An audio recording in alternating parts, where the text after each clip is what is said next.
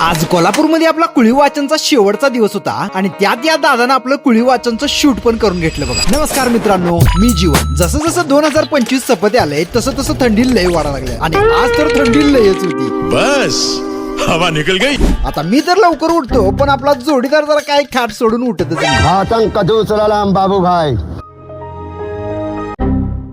ही थंडी काय आज मला चूल सोडू देत नाही वाटतं. पण या थंडीला असं घाबरून चूल शेकत राहिलो की आपलं पोट चालायचं नाही. मग लवकर लवकर आवरायला लागते म्हटलं. मग जरा आपलं पोर आमचं वर्कआउट करत ब्रश करालतो आणि तेवढ्यात तिकडं बघतोय तर काय हे बेन माझ्या नंतर उठून माझ्या आधी आंघोळ करायला. आता माझं काय खरं नाही म्हटलो.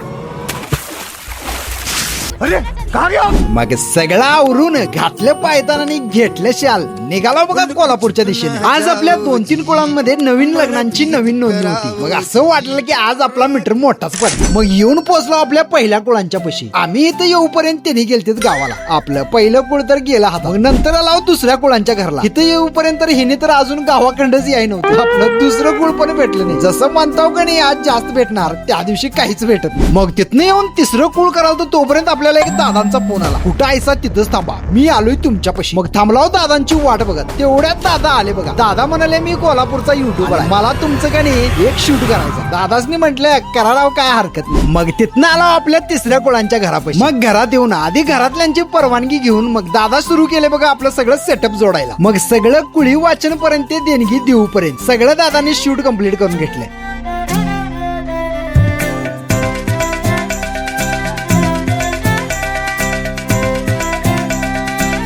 मग दादा म्हणाले आता तुम्ही कुठे राहता ते पण मला शूट करायचं, चला जाऊया.